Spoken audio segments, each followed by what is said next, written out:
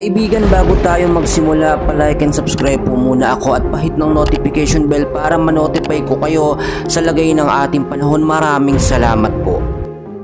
Mga kaibigan, patuloy po nating minomonitor ngayon at binabantayan eto nga pong isang ganap na tropical depression or mahina pang bagyo as of now. Eto nga pong si Bagyong Julian. So mga kaibigan, mag-ingat, especially po eto pong extreme northern Luzon. Inaasahan po the next 24 hours po ay posible po nga maglandfall ito dito po sa may bandang extreme northern Luzon, mga kaibigan. So nagbigay na po ng babala ang Pag-asa sa update po nito nga pong si Bagyong Julian. So mga kaibigan, kung makikita nyo po sa ating live radar, eto pong si Tropical Depression Julian or mahinang bagyo as of now, ay meron pong layo na 440 kilometers east of Basco, Batanes po yan, na may hangin pong pumapalo sa 55 kilometers per hour.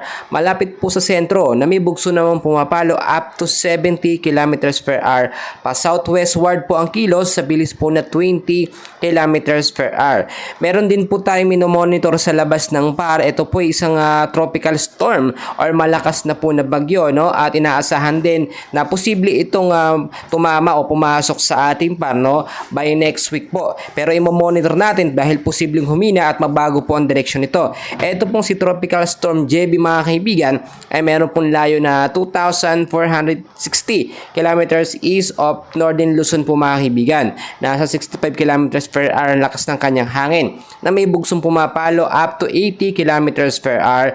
Pa westward po ang kilo sa bilis po na 15 kilometers per hour. So maging handa tayo, mga kaibigan. Bukod po dyan sa dalawang bagyo na may mga low pressure area pa po tayo na namatahan or minomonitor din sa labas po ng ating bansa. So mga kaibigan, forecast weather condition tayo.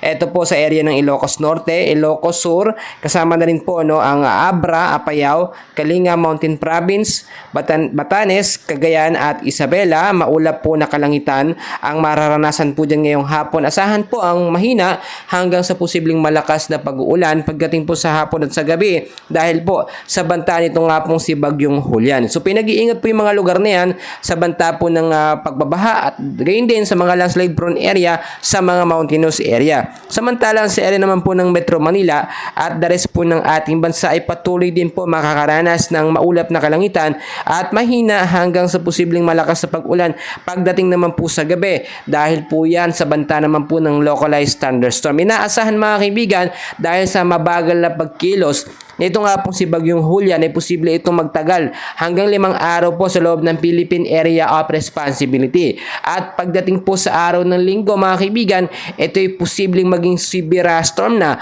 or malakas po na bagyo, mga kaibigan. So maging handa tayo ngayon pa lamang sa banta nga po ng bagyo. So yun lamang update natin, and please huwag kalimutan i-like at i-subscribe ang ating channel. Maraming salamat po.